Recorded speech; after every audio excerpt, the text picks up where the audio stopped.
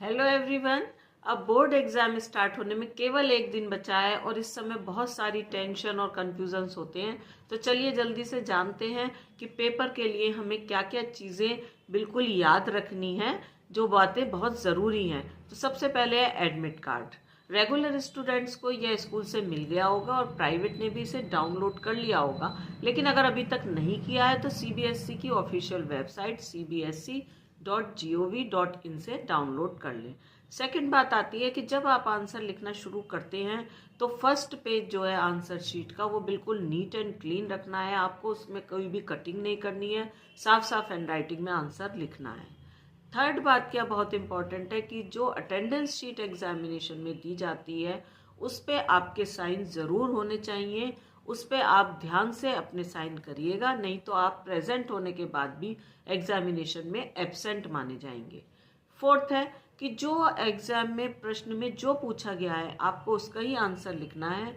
उसके अलावा आपको कोई कहानी, कोई गाना, कोई रिक्वेस्ट एग्जामिनर से नहीं लिखनी। उससे आपको शायद जो नंबर मिल सकते हैं वो भी नहीं मिले।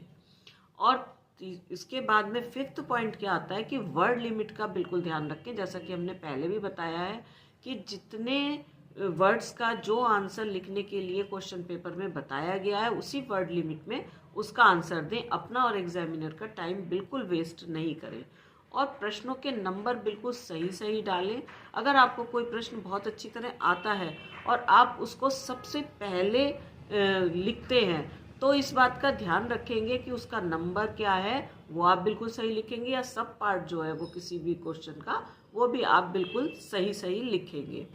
और एक बात आती है कि जो आप पेन लेके जा रहे हैं एग्जाम में देने के लिए, तो नए पेन लेकर जाते हैं, ज़्यादातर नए पेन खरीद लेते हैं, तो उसको एक बार घर पे चेक ज़रूर कर लीजिएगा कि वो बिल्कुल स्मूथ और अच्छे चल रहे हैं। और दूसरी बात यह कि केवल आपको नीले और काले रंग के, ब्लू और ब्लैक कलर के पेन का ही यूज़ करना है, रेड ग्रीन का बिल्कुल नहीं करना है।